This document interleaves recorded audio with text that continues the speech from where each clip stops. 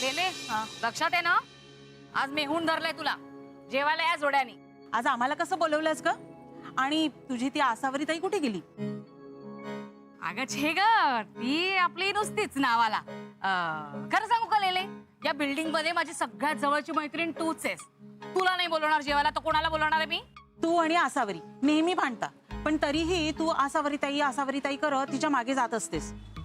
तुमचं म्हणजे कसं आहे ना, की तुझं माझं जमेना आणि तुझ्या वाचून करमेना. आणि आम्हाला जोड्याने बोलवलं तर तुला करमेल ना? काही काय बोलतेस लेले?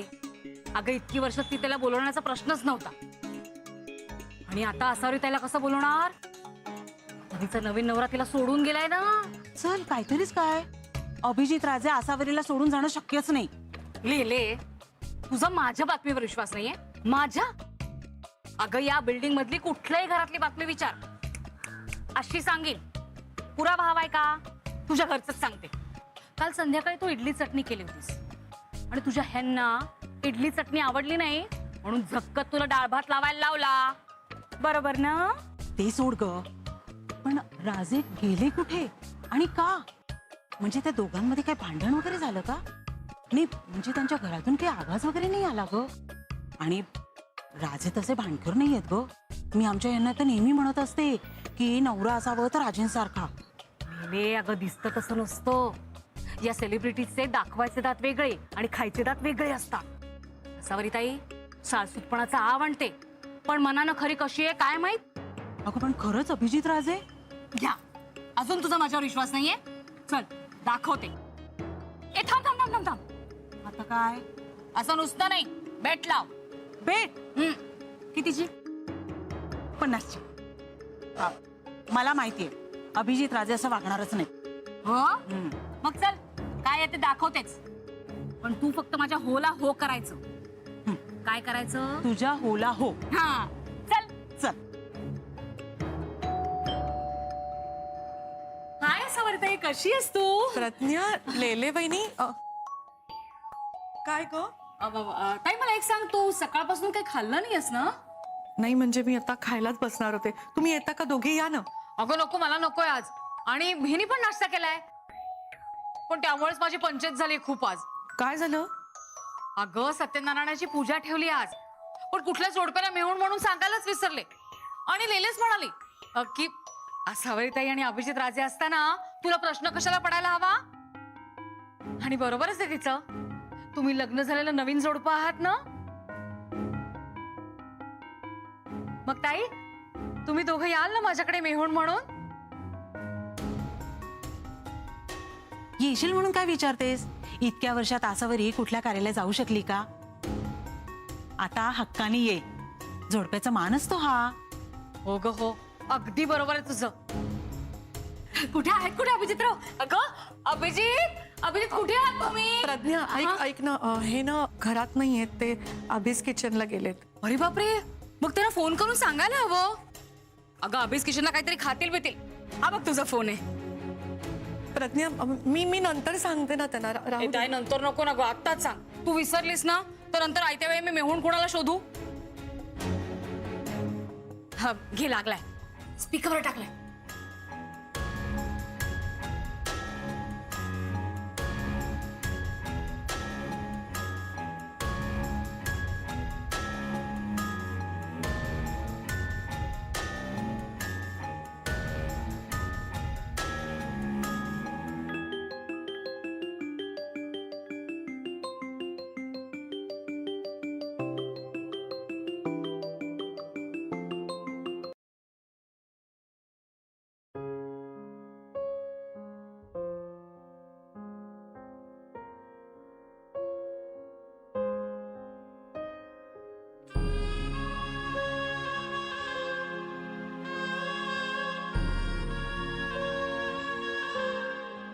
अगं बोल ना.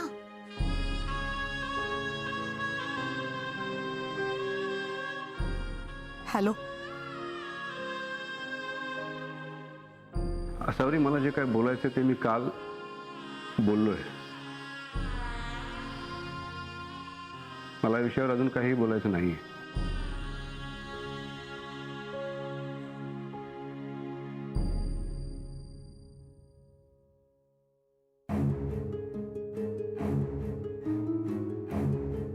कट का केला?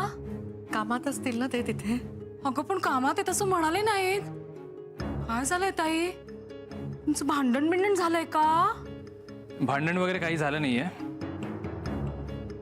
अभिजित राजे आता या घरात नाही राहत.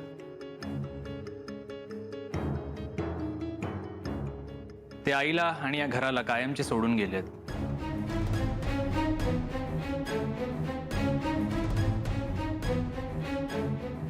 अरे बापरे, अरे देवा देवा देवा देवा देवा, अगं काय झालं हे? माझी भीती खरी ठरली तर. मी एवढा जीवाचा आटापिटा करून सांगत होते, तू ऐकलं नाहीस. त्या विधवेकडून हळदी कुंकू लावून घेतलंस तर म्हणून हे झालं. गेला ना तो अभिजित, गेला ना तुला टाकून.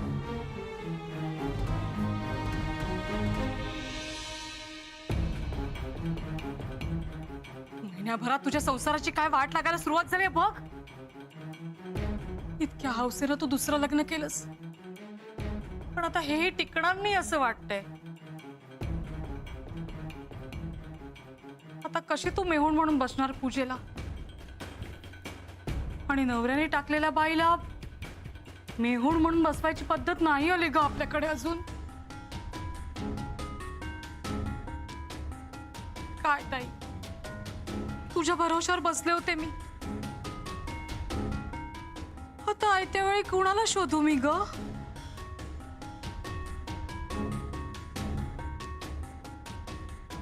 असो, लेले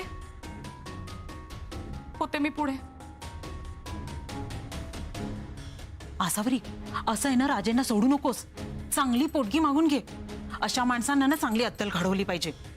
माझा भाचा आहे ना, फॅमिली कोर्टात लॉयर आहे. काही गरज लागली ना तर सांग मला, मी त्याच्याशी बोलून घे. येते हा मी.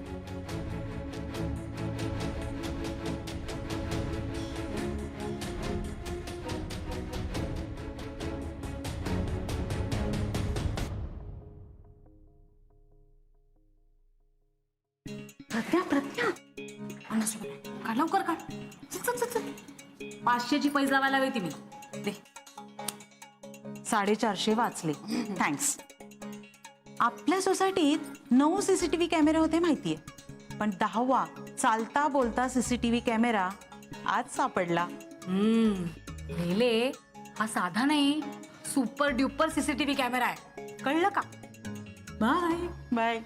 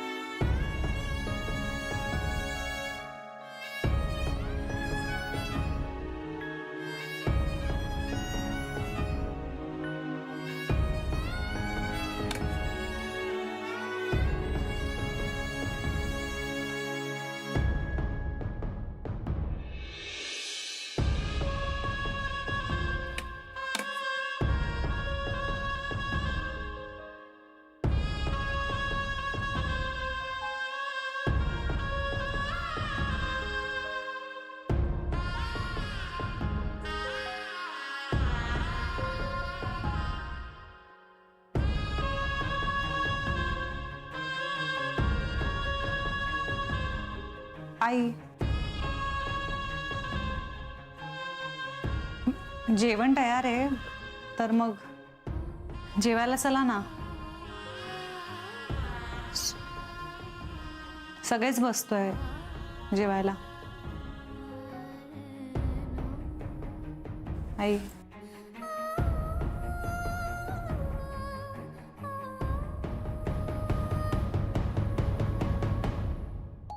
आई,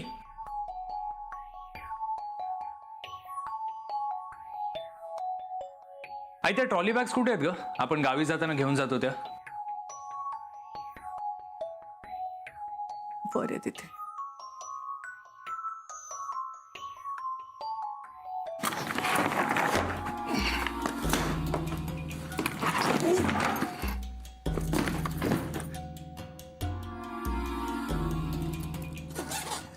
हे काय करतोयस तू सोहम? मी तुझ्याशी हे सगळं सरांचं सामान आहे.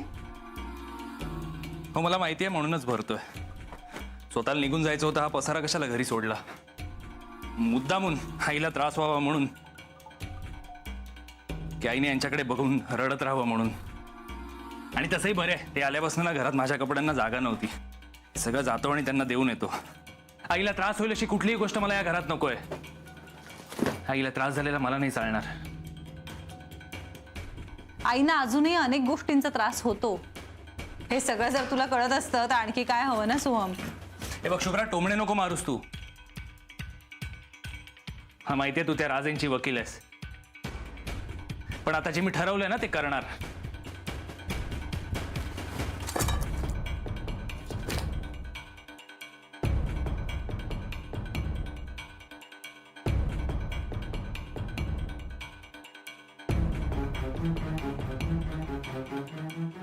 हे सगळं सामान घेऊन अभिजित राजेंच्या तोंडावर मारणार आहे आणि त्यांना सांगणार तुमचा आमच्या घराशी असलेला सगळा संबंध संपलाय. हे सगळं आता अति होतंय. हा, बरोबर बोलतोय सोहम.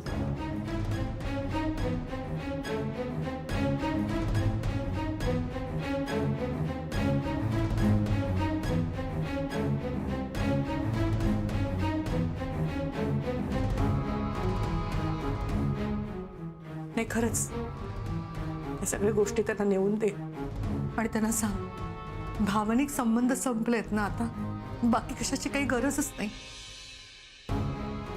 व्यवहार किंवा एकमेकांची काळजी करणं कशाचीच. त्यांना स्पष्ट सांग, यापुढे आपण त्यांच्याकडनं एकही पैसा घेणार नाही आहोत.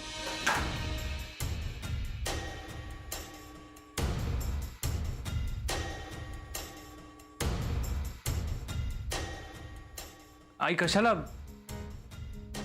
नाही म्हणजे त्यांना असं सांगितलं तर त्यांचं आयतं फावेल. नाही म्हणजे मी काय म्हणतोय, त्यांचं लग्न झालंय ना तुझ्याशी, मग आता तुला आणि तुझ्या घराला सांभाळणे हे त्यांचं कर्तव्य आहे.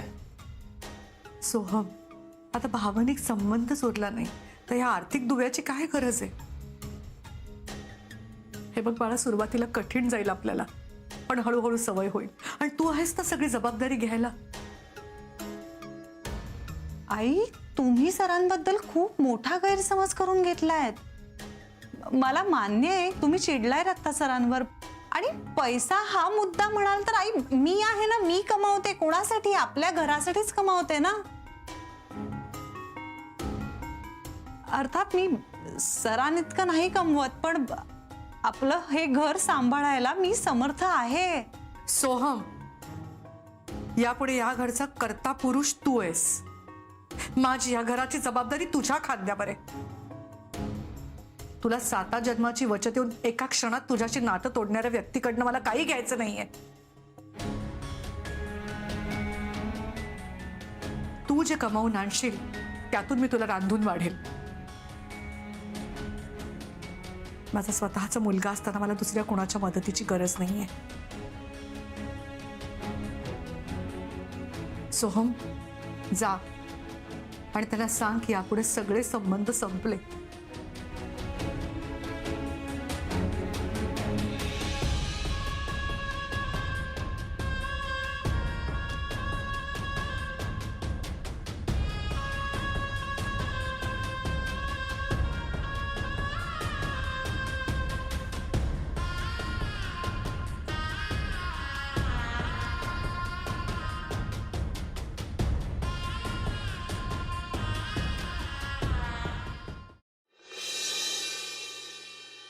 येस विश्वास, काय प्रॉब्लेम आहे?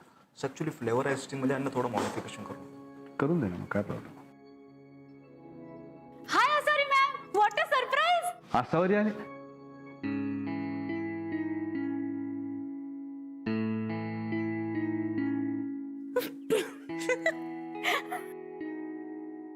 Sorry sir, sorry. मॅडी, कामाच्या वेळी काम कर, उगीच टाइमपास नको. Sorry sir.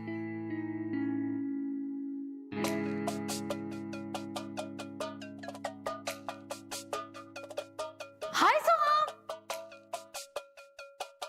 देते तू. सर, तू मला एक आला तर येऊ दे. खरं चाललंय सोहम. तू तुझं काम कर. दूर राहू.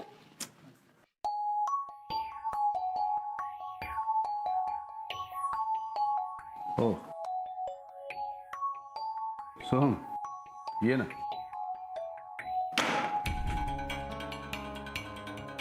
हे तुमचं सामान.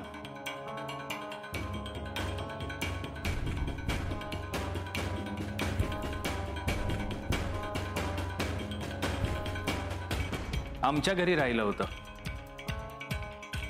आजपर्यंत तुला कुठलंच काम एवढं तत्परतेने करताना बघितलं नाही मी. माझ्या आयुष्यातली महत्वाची कामं मी तत्परतेनेच करतो. आणि तसंही आता सगळं मलाच सांभाळायचं आहे.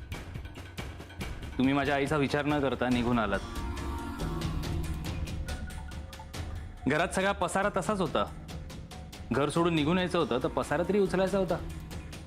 उगाच आई आवरताना तुमचं सामान बघणार, तिला त्रास होणार, आणि तिला त्रास झाला म्हणजे तुमच्या घरी येण्याचे चान्सेस वाढतात असं तुम्हाला वाटत असेल. But I respect your decision. आता एक गोष्ट डोक्यात फिक्स करा. तुमचा आमच्या घराशी असलेला संबंध आता संपलाय.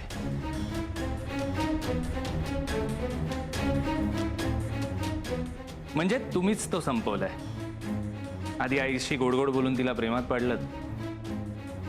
आजोबांना तिच्या सुखी आयुष्याची स्वप्न दाखवलीत. तिला आयुष्यभर सांभाळीन असं वचन दिलं. आणि जेव्हा जबाबदारी झेपेनाशी झाली तेव्हा सगळं सोडून तडकाफडकी ते निघून आलात. आता निघून आलाच आहात ना, तर मागे वळून बघू नका.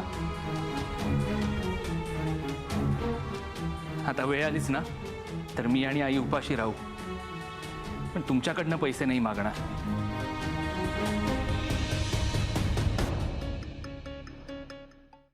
आता वेळ आली ना तर आई आणि मी उपाशी राहू, पण तुमच्याकडे येणार नाही आहोत मदत मागायला. शुभ्राकडनं पण पैसे घेणार नाही आई.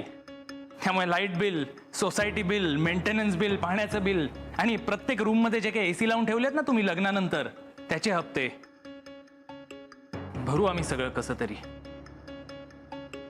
नाहीतर उपाशी मरू.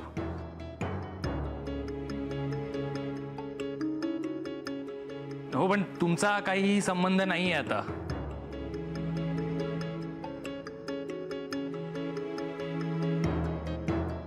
बघा, काही गरज नाहीये तुमच्या मदतीची. आई आणि मी जसं जगता येईल ना तसं जगू.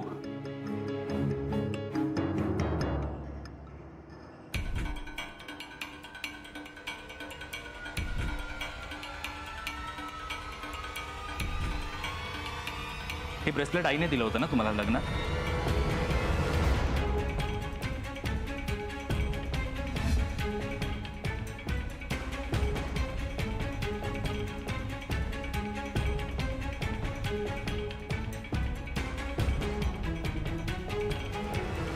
द्या इकडे ते. आता तुमचा काहीही हक्क नाहीये त्याच्यावर. तुमच्याशी इतकाही संबंध ठेवायचा नाहीये आम्हाला. द्या इकडे.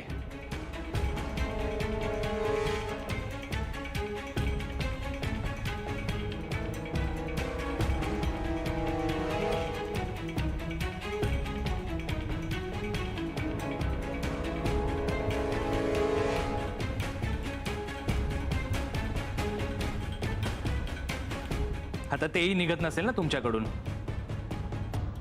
काय नाटक आहेत.